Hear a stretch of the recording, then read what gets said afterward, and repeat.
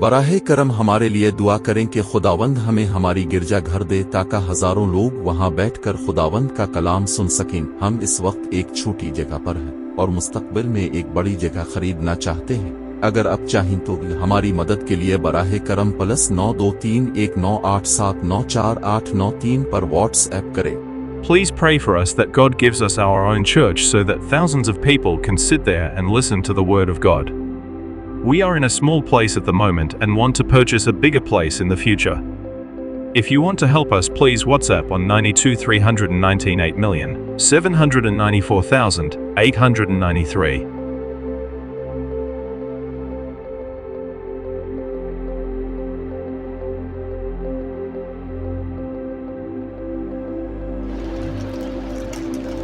آیت کو آج ہم سیکھیں گے، غور سے سنیے گا، مختصر ہوگا، لیکن اہم بات یہ ہے کہ بات کو سمجھا جائے۔ آمین۔ اہم بات کیا ہے؟ خدا کی بات کو سمجھا جائے، اس پر سب کا فوکس ہونا چاہیے۔ سو لکھا ہے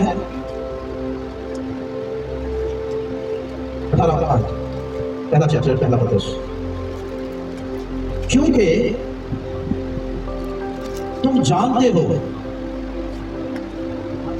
کہ تمہارا نکما چال چلن جو باپ دادا سے چلا آتا تھا، اس سے تمہاری خلاصی فانی چیزوں یعنی سونے چاندی کے ذریعہ سے نہیں ہوئی، اگلی آیت بھی 19 بلکہ ایک بے عیب اور بے داغ برے یعنی مسیح کے بیش قیمت خون سے۔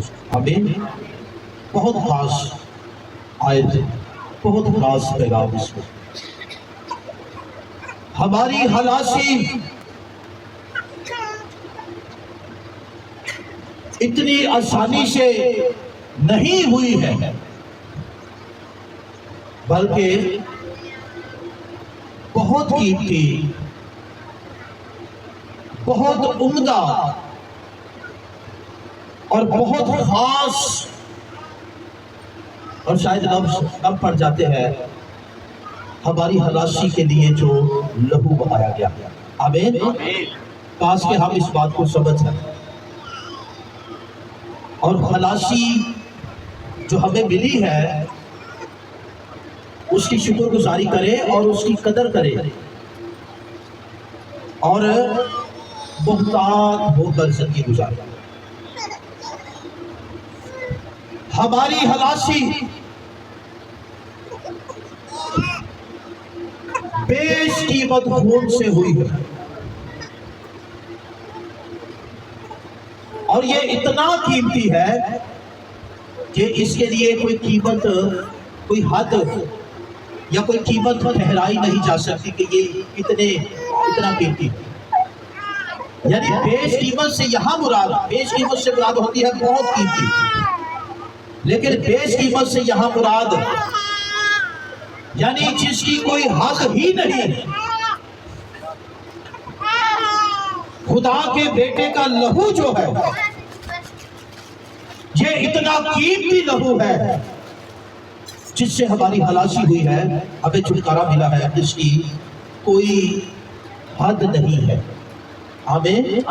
اتنا قیمتی، لیکن اندازہ لگایا جا سکتا ہے۔ غور سے سنیے اور بات کو سمجھیے گا۔ دو طرح سے اندازہ لگایا جا سکتا ہے لہو کی قیمت کا۔ لہو کتنا قیمتی ہے اس کا ویسے تو کوئی بھی فگر نہیں مقرر کیا جا سکتا، یا کوئی سکیل یا ہمارے پاس کوئی ایسا ذریعہ نہیں کہ ناپا تولا جا سکے، لیکن تو بھی آج ہم دو طرح سے خدا کے بیٹے کے وسیلے جو بہتا ہوا لہو، بیش قیمت لہو بہایا گیا ہے اور جس سے خلاصی ممکن ہوئی، اس کا دو طرح سے سیکھا جا سکتا ہے اور اندازہ لگایا جا سکتا ہے۔ نمبر 1، पहला अंदाजा इस तरह से लगाया जा सकता है कि जिस हस्ती से ये लहू निकला है, जिस हस्ती से ये लहू बहा है, वो हस्ती कितनी अहम है, वो हस्ती कितनी आला है, तो फिर लहू की कीमत का अंदाजा भी लगाया जा सकता है। बेटियों जरा गौर से सुनिएगा, और ताकि आप जो सारी इबादत है जो आपने वक्त गुजारा वो भी और आगे वाला हिस्सा भी आपके लिए बच सकता है, लेकिन बात को जरूर सोचिए। इसको जरा कीजिएगा ये जी, लहू की कीमत का अंदाजा इस तरह से लगाया जा सकता है कितना कीमती है। जैसे कि देखिए सोने की एक कीमत है, आपको पता है कि सोना 1 किलो का जो है उसकी कितनी रकम है, कितनी कीमत है 1 किलो की, और वो मुकर्रर होती है, हमें उससे पता चल जाता है। चांदी की क्या कीमत है हमें उससे पता चल जाता है। बाकी चीज़ों की जो कीमत होती है वो भी लिखी हुई होती है, ऊपर चीज पर भी लिखी हुई होती है और उसका भी पता चल जाता है। लेकिन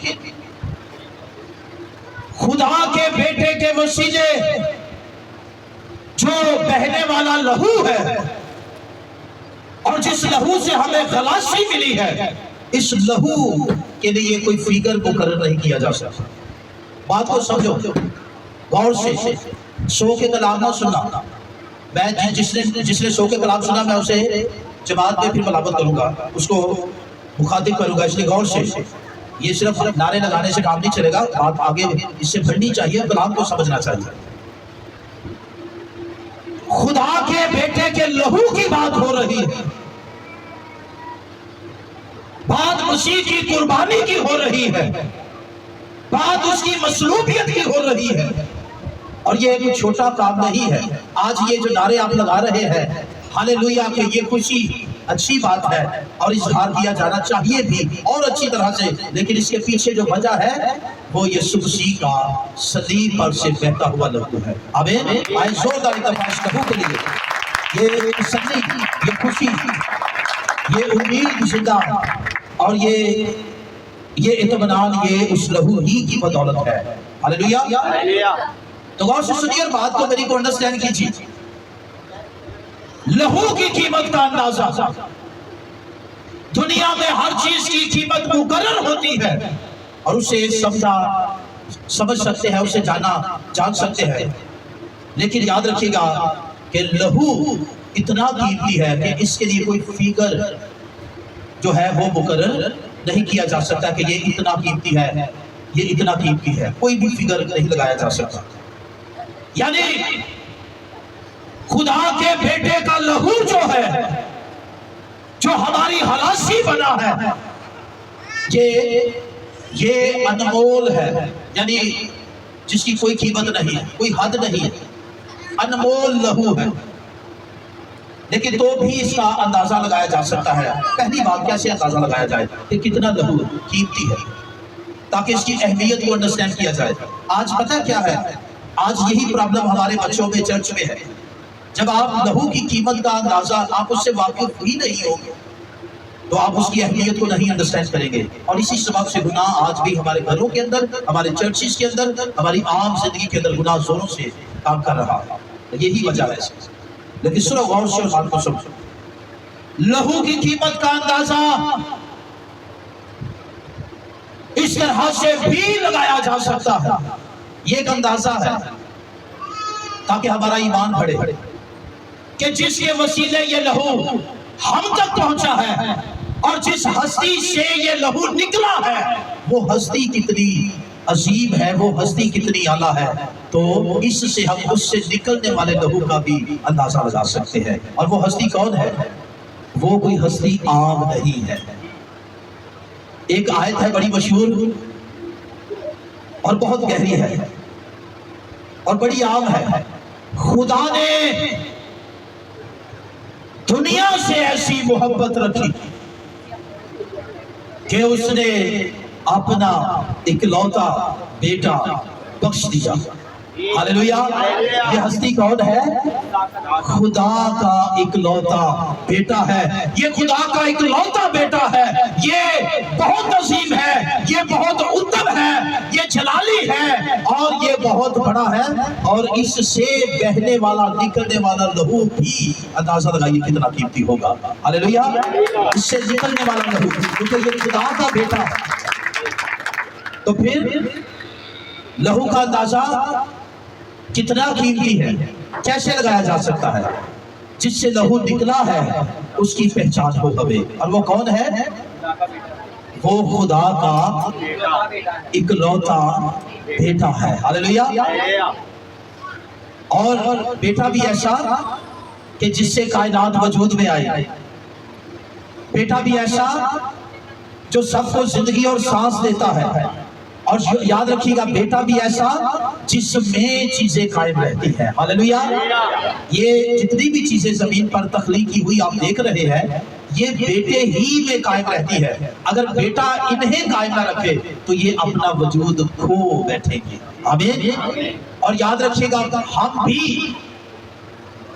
हम आज यहां तक आए हैं और आज इस रफाकत में है, हम भी बेटे ही के सबब से कायम है और उसी के रहम और फजल से यहाँ तक आए हैं। हालेलुया।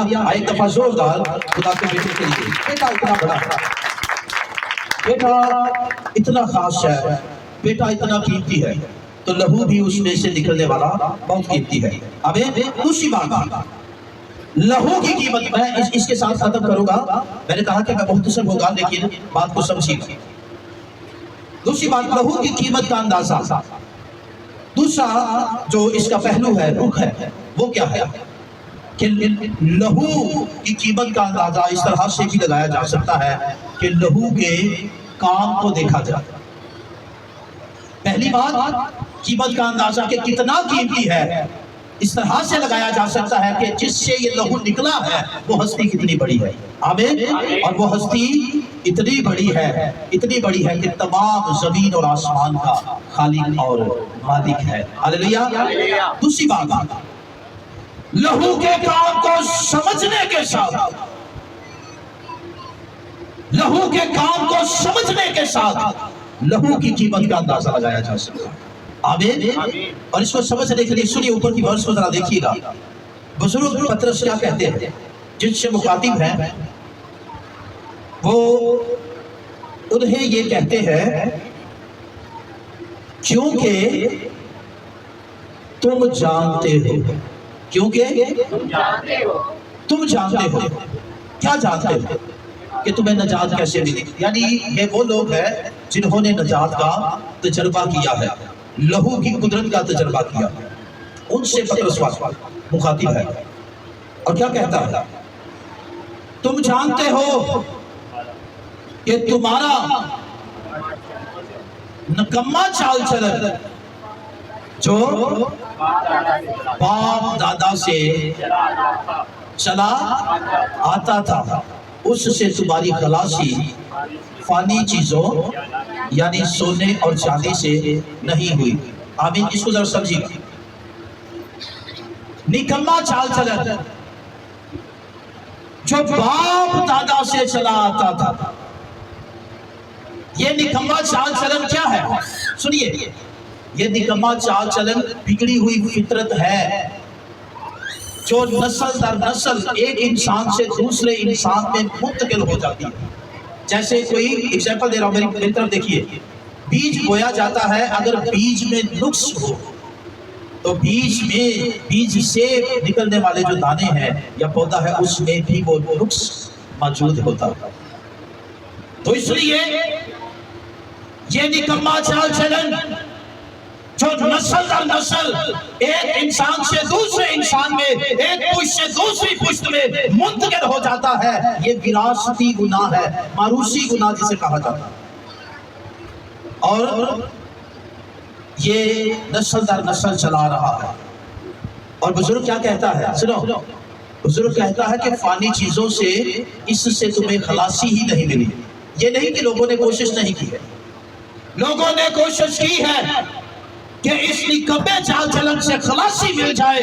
فانی چیزوں کو استعمال کیا گیا ہے, سونے کو بھی, چاندی کو بھی, اور دنیا کی باقی جو چیزیں ہیں انسان نے وہ ساری استعمال کی ہے, تو بھی انسان اس نکمے چال چلن سے یعنی اس فطرت سے, بگڑی ہوئی فطرت سے چھٹکارا حاصل نہیں کر سکا. اور سنیے گا, میری طرف دیکھیے, کبھی میں یہ ایگزامپل دے رہا ہوں آپ کو بات سمجھانے کے لیے. ایک چھوٹے بچے کو, بالکل چھوٹے بچے کو, غور سے دیکھیے میری طرف بات کو سمجھیے گا, بالکل چھوٹے بچے کو کوئی پتہ نہیں ہے, ابھی چند مہینے کا کہہ لے یا صرف بیٹھ سکتا ہے, تو آپ اس فطرت کو اس سے دیکھ سکتے ہیں. بگڑی ہوئی فطرت اس میں موجود ہے اور آپ اس کو دیکھ سکتے ہیں کیسے اس کی حرکات سے, کیسے وہ اپنی چیز کے لیے لڑے گا, وہ اپنی چیز کو چھینے گا. یہ کہاں سے اس نے چھین لیا؟ اسے کیسے پتا ہے کہ چیز چھینی بھی جا سکتی ہے؟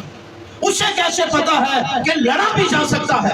اسے یہ کیسے پتا ہے؟ وہ تو ابھی بچہ ہے, نہ سمجھ ہے, لیکن آپ کو یاد رکھنا چاہیے کہ وہ ایسا کیوں کر رہا ہے, وہ جو کر رہا ہے اسے نہیں پتا ہے, لیکن آپ سن لیجئے کہ یہ وہی بگڑی ہوئی فطرت ہے جو اس میں ماروثی طور پر منتقل ہے, اور اس کا اظہار اس کی حرکات سے ہوتا ہے, اس کے اندر کا بگاڑ اس کی حرکات سے ہوتا ہے. آپ نے نہیں سکھایا اس کو, آپ نے نہیں بتایا اس کو, لیکن یہ اس میں موجود ہے. اسی بات غور سے سنیے گا, میری طرف دیکھیے, غور سے سنیے, بات کو سمجھیے گا.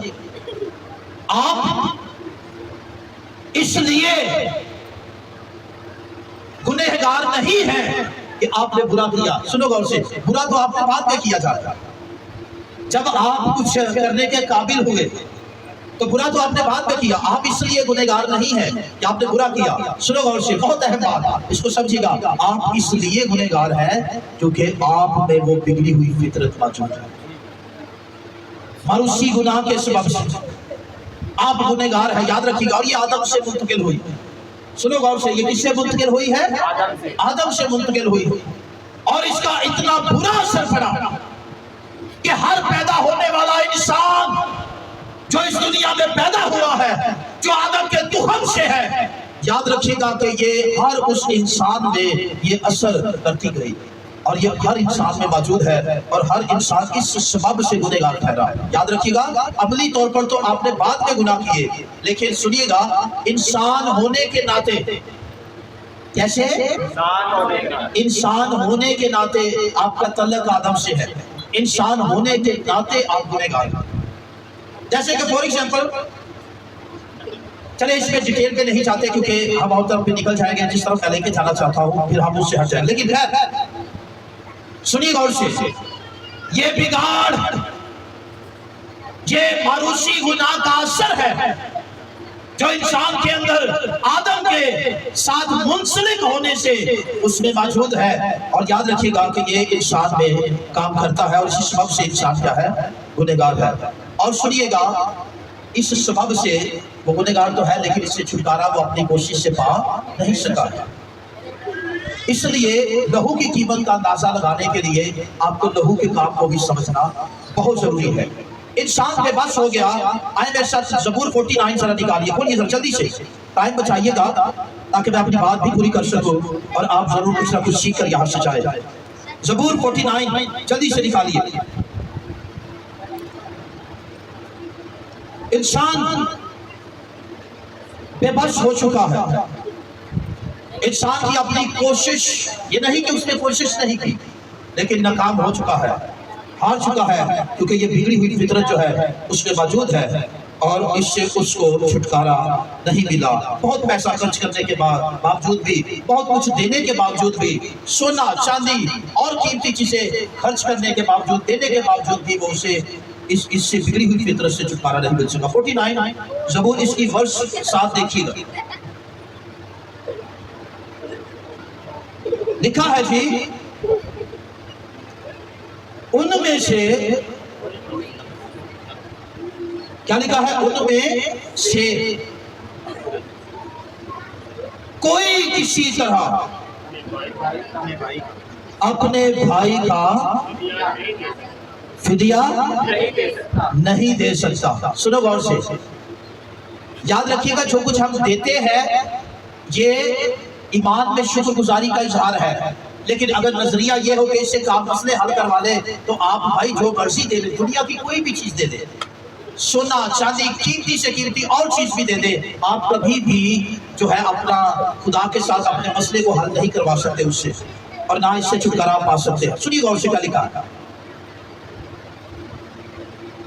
ان میں سے کوئی کسی طرح اپنے بھائی کا فدیہ نہیں دے سکتا، نہ خدا کو اس کا معاوضہ دے سکتا ہے۔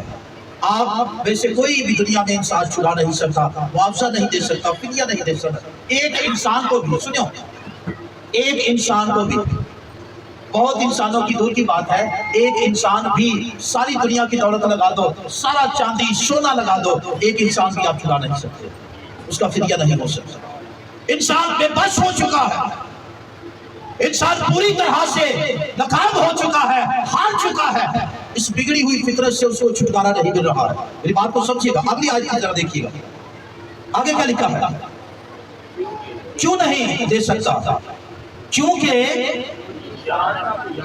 ان کی جان کا فدیہ گراں بہا ہے، یعنی انمول دے ہی نہیں سکتا کوئی، کیونکہ وہ اب تک ادا نہ ہوگا۔ آمین۔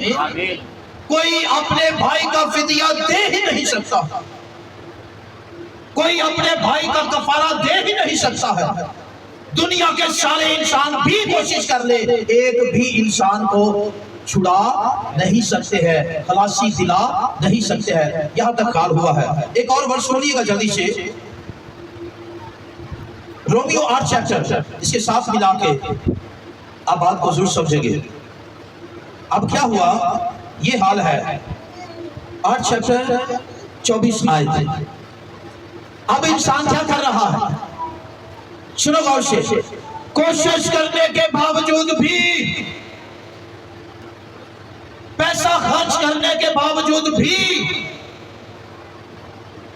اپنی طرف سے سارا زور لگانے کے باوجود بھی انسان سمجھ گیا کہ وہ بری طرح سے ہار چکا ہے۔ تو پھر کیا ہوا، پھر دہائی دیتا ہے، اور دہائی کیا ہے، آئے اس آیت میں دیکھیں 24 آیت کیا لکھا ہے، زبور رومیو 7 چیپٹر 24 ورس، کیا لکھا ہے، کیا لکھا ہے جی؟ ذرا اونچی آواز میں بولیے تاکہ دوسروں کو سمجھ میں آئے، کیا لکھا ہے؟ ہائے میں کیسا کم بہت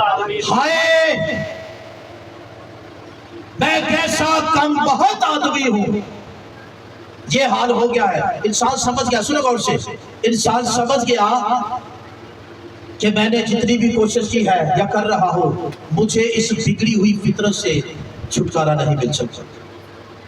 پیسہ بھی خرچ کر لیا ہے، سونا چاندی بھی خرچ کر کے دیکھ لیا ہے، لیکن یہ بگڑی ہوئی فطرت جو ہے، جو ماروثی گناہ جسے کہا جاتا ہے، جو انسان کو وراثت میں ملتی ہے، یہ ہمیں گنہگار ٹھہراتی ہے۔ یاد رکھیے گا، اس سبب سے ہم گنہگار ٹھہرتے ہیں۔ عملی طور پر تو گناہ ہم بعد میں کرتے ہیں۔ اگر آپ سنو غور سے، ادھر میری طرف ایک بھی گناہ نہ کرو، آپ اپنے آپ کو راستہ باز نہیں کہہ سکتے۔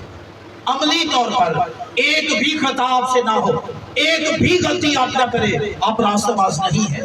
آپ نہ خود کو راستہ باز ٹھہرا سکتے ہیں۔ آپ نے ایک بھی خطا نہیں کی، آپ نے واقعی کوئی گناہ نہیں کیا، تو بھی عادت کے سبب سے، انسان ہونے کے سبب سے آپ گنہگار ہیں۔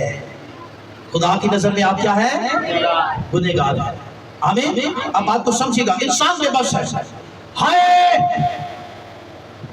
میں کیسا کم بہت آدمی ہوں، اور دہائی دے رہا ہے انسان، کیا کہہ رہا ہے، کون مجھے موت کے بدن سے چھڑائے گا؟ کون چھڑائے گا؟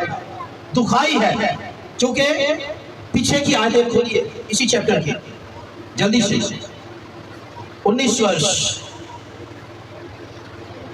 چنانچہ जिस नेकी का इरादा करता हूं वो तो नहीं करता, मगर जिस बदी का इरादा नहीं करता उसे कर लेता हूं। आमीन। बात को समझिए, इंसान पूरी तरह से बेबस है। क्या कहता है? जिस नेकी का इरादा करता हूं, इरादा तो करता है लेकिन इंसान नेकी कर नहीं पाता। क्यों नहीं कर पाता? क्योंकि वो बिगड़ी हुई फितरत उसमें मौजूद है। और जिस बदी का इरादा भी नहीं करता वो बदी उससे क्या है, हो जाती है। इसलिए इंसान क्या कहता है? अगली आयत जरूर पढ़िएगा। क्या कहता है? बस अगर मैं वो करता हूं जिसका इरादा नहीं करता तो उसका करने वाला मैं ना रहा, बल्कि गुनाह है जो मुझ में बसा हुआ है। आमीन। तो हालांकि करने वाला तो इंसान ही है, लेकिन वो क्यों ऐसा कह रहा है कि मैं नहीं हूं करने वाला, बल्कि कौन करने वाला? गुनाह जो मुझ में बिगड़ी हुई फितरत, यानी मतलब ये है कि मुझ में जो वो मारूसी गुनाह है, विरासत में जो बिगड़ी हुई फितरत मुझ में मुंतकिल है, वो मुझे ऐसा करने पर उकसाती है, वो मुझे तेरे खिलाफ इस्तेमाल करती है, वो मुझे बदी की तरफ ले जाती है, वो मुझे बुराई की तरफ ले जाती है। इसलिए आए खुदावंद, मैं ये गुनाह करने वाला नहीं हूँ, बल्कि वो बिगड़ी हुई फितरत है जो मुझ में बसी हुई है। और दाऊद ने भी तो यही कहा ज़बूर 51 में। क्या उसने कहा? जब उससे गुनाह हुआ सरसद तो खुदा ने हाथ सहज किया तो क्या कहता है? वो खुदा को यही उज़र पेश करता है। क्या कहता है? कहता है मैंने बदी में सूरत पकड़ी। वजह वो क्यों ऐसा कहता है? वो एक दलील पेश कर रहा है खुदावंद कि मुझ में गुनाह मौजूद है, मुझ में बिगड़ी हुई फितरत मौजूद है, मुझ में बिगाड़ है, इसलिए मैंने ये किया है, इसलिए ये मुझसे हो गया है। आप यहाँ से अंदाजा लगाइए कि इंसान कितनी बुरी तरह से जो है गुनाह के अंदर चला गया है, कितना भयानक असर हुआ गुनाह का इंसान की जिंदगी पर कि उसका नेचर ही बदल गया। आप लाख भी कोशिश करते हैं अच्छे ख्याल निकले, लेकिन ख्याल फिर भी बुरे निकलते हैं। भाई क्यों बुरे निकलते हैं? बिगड़ी हुई फितरत मौजूद है। आप नियत भी करते हैं, नियत फिर खराब हो जाती है। क्यों खराब हो जाती है? भाई बिगड़ी हुई फितरत मौजूद है, बिगाड़ अंदर है, खराबी अंदर है, जो मसला है वो इंसान के अंदर है। और जब इंसान अमल करता है तो ये तो अंदर के बिगाड़ का एक्शन है उसका, ये अंदर के बिगाड़ का इजहार होता है। सुनो गौर से। और मैंने आपको एग्जांपल भी दी कि एक बच्चे को आप गौर से देखें और दूसरे बच्चे के साथ लड़ेगा, चीज छीनेगा, हालांकि उसे ये नहीं पता है, लेकिन ये कैसे हुआ? क्योंकि वो फितरत जो है जो उसके अंदर मुंतकिल है, बिगड़ी हुई फितरत, मारूसी गुनाह, उसका इजहार अब उसके एक्शन से हो रहा है। और एक वक्त आता है फिर क्या करता है वो? जैसे जैसे बढ़ता है भरपूर एक्शन नजर आता है।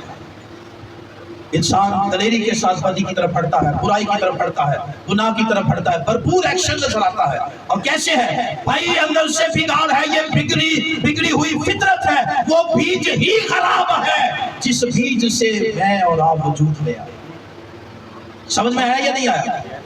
वो बीज ही हराम है, वो जमीन ही लानती हो गई जिस जमीन से मैं और आप वजूद में आए। याद रखिएगा, बात को समझिएगा, बहुत खास बात है, इसको समझिएगा। वो बीज खराब है, वो जमीन खराब है। इसलिए दाऊद कहता है मैंने बदी में सूरत पकड़ी और गुनाह के हालत में माँ के पेट में पड़ा। यानी मुराद क्या है कि मेरा तो वजूद ही जहाँ से मैंने वजूद लिया है, और मेरा तो वजूद ही ऐसे माहौल में फैला है, मैं तो तख्लीक ही ऐसे माहौल में किया गया हूँ। एक माँ की कोख में एक बच्चा वजूद लेता है, हाथ बनते हैं, तख्लीक का काम होता है, आंखें बनती है, नाक बनता है, और जब 9 माह पूरे हो जाते हैं, एक पूरा बच्चा, कंप्लीट बच्चा माँ की कोख में तैयार हो जाता है, और 9 माह बाद उसका वजूद बाहर आता है, उसकी डिलीवरी होती है और वो दुनिया के सामने आता है। लेकिन ये पोशीदा अमल जो उसकी तैयारी का है, ये याद रखिएगा, जहां से वो बना वो सारी जगह ही बिगड़ी हुई है, बदी और गुनाह का असर सारा वहां पर है। इसलिए इंसान वहां से ये विरासत में लेकर दुनिया में आया। आमीन। बात को समझा या नहीं समझा? समझे हो? इसलिए दाऊद क्या कहता है? दलील पेश करता है कि मारूसी गुनाह मुझ में मौजूद है। और यहाँ क्या लिखा है, पौल क्या कहता है कि उसका करने वाला मैं ना रहा बल्कि गुनाह है जो मुझ में फंसा हुआ है। तो यहाँ तक खराबी है, इसलिए आप बात को समझिएगा। मैं खत्म करने वाला हूँ, बात को समझिएगा, बात को समझिएगा। तुम जानते हो कि तुम्हारा निकम्मा चाल चलन जो बाप दादा से चला आता था, उससे तुम्हारी खलासी फानी चीजों सोने चांदी से नहीं हुई। कैसे हुई? बेकीमत खून से। लहू की कीमत का अंदाजा लगाइए। खलासी कैसे मिली है? सारे बोलिए, खलासी कैसे मिली है? बेकीमत खून से। अब लास्ट में जो बात है, बाइबल समझने वाले बच्चे मेरी बात को जरूर अंडरस्टैंड करेंगे जो मैं सोच आपको देना चाहता हूँ। सुनिएगा, खलासी कैसे मिली? बेकीमत लहू से। इससे हम लहू की कीमत का अंदाजा लगा सकते हैं कि खुदा के बेटे से निकलने वाला लहू जो है, जिससे मेरी खलासी मुमकिन हुई, वो कितना कीमती है। आमीन। उसका मसलूब होना कितना जरूरी था, उसका सलीब उठाना कितना जरूरी था, उसका मार खाना कितना जरूरी था। क्योंकि अगर खुदा का बेटा ना मरता तो मैं और आप कभी जिंदा ना होते। अगर वो सलीब पर लहू ना बहाता तो मेरा और आपका कफारा नहीं होना था। अगर वो अपना लहू ना बहाता तो मुझे और आपको इस बिगाड़ से कोई निकाल नहीं सकता था। हालेलुया। आए जोरदार इसी हम मसलूब के लिए सलीब की कदर कीजिए, सलीब की कदर कीजिए, सलीब के काम को समझिए। आमीन। सलीब से बहते हुए लहू की कीमत का अंदाजा कीजिए। आमीन। बड़ा कीमती लहू है। हालेलुया। सुनिए और बेटे ने लहू बहाया और हमें उससे क्या मिली? खलासी, नजात, छुटकारा। लेकिन कैसे? खत्म करता हूं इसी चैप्टर पे, रोमियो 7 चैप्टर लास्ट वाली वर्स जो आप पढ़ रहे हैं। हाय मैं कैसा कम बहुत आदमी हूं, इस मौत के बदन से। लेकिन सुनो गौर से, कुछ तो आज भी ये दुआ ही नहीं करते कि खुदावंद मुझे छुड़ा। गुनाह के अंदर मस्त है, छुटकारा चाहते ही नहीं है। और भाई होश में आ जाओ और दुहाई दो। एक पंजाबी का मुहावरा है कि ढिड पीड़ होवे तो की करना है? अब बच्चों, ढिड पीड़ होवे तो की करीदा है? तुसीं ते लगदा है उठदे नपदे ही हो, तुसीं तद ही नहीं दसदे। और भाई आंदे ने रौला पाओ, ढिड पीड़ होवे तो की घर दे जल्दी जल्दी लै जाण। ते जे उत्थे ही दंदां थले जीप पे दोगे ते उन्हां कोई नहीं सुनदा। रौला पाईदा, ढिड पीड़ होवे तो की करीदा? और अगर गुनाह से छुटकारा चाहते हो तो फिर खुदा के सामने कहो, हाय मैं कैसा कम बहुत आदमी हूं, कौन मुझे इस मौत के बदन से छुड़ाएगा? और फिर थोड़ी देर बाद जवाब मिल जाता है, देख मैं आया हूं। हालेलुया। देख मैं आया हूं। बेटा कहता है, सुनो गौर से, किताब के वर्गों में मेरी बाबत लिखा है, देख मैं आया हूं। हालेलुया। और आगे यही लिखा है, कलाम में लिखा है, अपने खुदावंद यीशु मसीह के वसीले से खुदा का शुक्र करता हूं। आमीन। यीशु आ गया है। हालेलुया। यीशु आ गया है। अब लहू की कीमत का अंदाजा लगाइए कि बेटे को सलीब तक जाना इसलिए जरूरी था कि इंसान बेबस हो चुका था, उस बिगड़ी हुई फितरत से छूट नहीं सकता था, और ये नस्ल दर नस्ल था, और इंसान का बिगाड़ जो है खत्म नहीं हो रहा था। बेटे ने सलीब पर जान दी और अपना बेकीमत लहू बहाकर हमें गुनाहों से खलासी बख्शी है। हालेलुया। हमें क्या मिला इस लहू से? छुटकारा। क्या मिला? छुटकारा मिला है। किन किन को मिला? लहू से छुटकारा किन किन को मिला? सबको मिला है।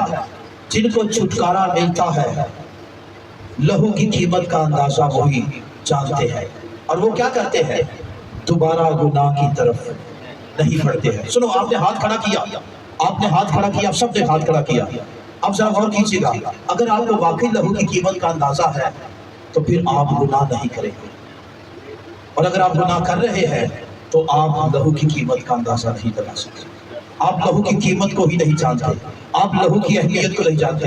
लास्ट वाला वर्ष है, इब्रानियों निकालिए जल्दी से, 10 चैप्टर जल्दी से।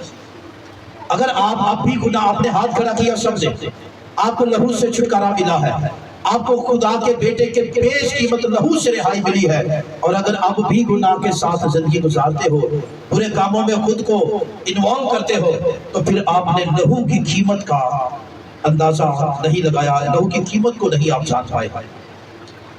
10 चैप्टर इब्रानियों, जल्दी से निकालिएगा, इसकी एक वर्ष दीजिएगा, क्योंकि जो लहू की कीमत को जानता है वो दोबारा गुनाह की तरफ नहीं बढ़ेगा। इसलिए लिखा है 29 आयत को देखिएगा, 10 चैप्टर। तो ख्याल करो कि वो शख्स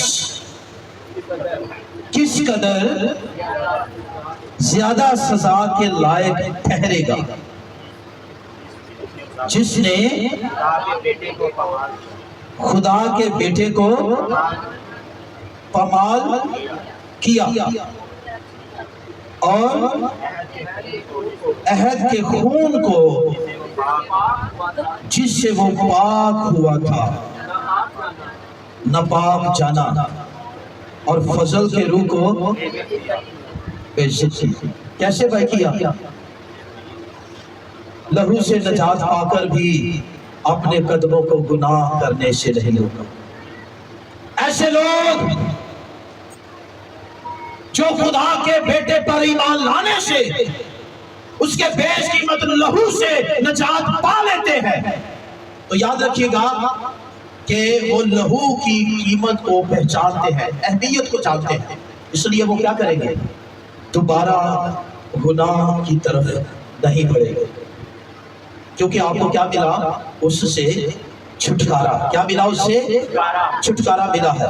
लेकिन नजात पाने के बाद जब बेटे बेटियां गुनाह की तरफ बढ़ते हैं, जब बेटे बेटियां दुनिया की तरफ बढ़ते हैं, जब दुनिया की ख्वाहिशों की तरफ बढ़ते हैं और गुनाह में जिंदगी गुजारते हैं, सुनो, तो वो क्या करते हैं? उन्होंने क्या किया? पेश कीमत लहू को नापाक जाना। ओए होए होए होए, कितना बड़ा गुनाह ये है। जिस लहू से उन्हें छुटकारा मिला, जो लहू कुदरत वाला है, जिस लहू से बाप का गुस्सा जो है ठंडा हो गया, जिस लहू से जो है जुदाई खत्म हो गई, जिस लहू से हमारी बाप के साथ सुलह हो गई, जिस लहू से हम राज नमाज ठहराए गए, जिस लहू से हमें गुनाहों से खलासी मिली है, उसी लहू को क्या करते हैं? नापाक जानते हैं। खुदा के बेटे को जिससे लहू निकला पमाल करते हैं, बेकदरी। वो गीत है ना, खुदा दी सारी नेमता दी बेकदरी ते न कर। आज गौर करो, अपनी जिंदगियों पर गौर करो, कैसे इंसान हो, क्या उसके जख्मों को नहीं पहचानते? जो खुदा के बेटे को दोबारा एलानिया जलील करते हो, क्यों दोबारा गुनाह की तरफ बढ़ते हो, क्यों गुनाह को पसंद करते हो, क्यों दुनिया की ख्वाहिशों के पीछे भागते हो, क्यों दुनिया की ख्वाहिशों से भरे हुए हो? अपने आप को होश में लाओ। याद रखो कि ये दुनिया जल्द मिट जाएगी, ये बड़ी बड़ी इमारतें नीचे जाएगी, ये सड़कें, ये टाउन बड़े बड़े, ये दौलत, ये शोहरत, ये गाड़ियां, अगर आप भी रिसर्च करो, आप यूट्यूब पे, फेसबुक पे, तो जहां जहां सैलाब आया हुआ है, जहां जहां पानी ज्यादा है, वहां बिल्डिंगें, बड़ी बड़ी करोड़ों की बिल्डिंगें सारी बह गई है। बड़ी बड़ी कीमती गाड़ियां जिनकी ख्वाहिश शायद आपके अंदर भी हो, बहुत महंगे कपड़े जिनकी ख्वाहिश आपके अंदर हो, बहुत अच्छा खाना जिनकी ख्वाहिश आप करते हो, ऐशो आराम की जिंदगी जिनकी ख्वाहिश आप करते हो, याद रखिए वो सारी खिलौनों की तरह पानी पर तैर रही है। इसलिए होश में आ जाओ, अगर दुनिया के साथ रहोगे तो दुनिया के साथ ही मिट जाओगे, और अगर खुदा के बेटे में रहोगे तो हमेशा जीते रहोगे। हालेलुया। आए अपने सरों को झुकाएं, आए अपने सरों को झुकाएं।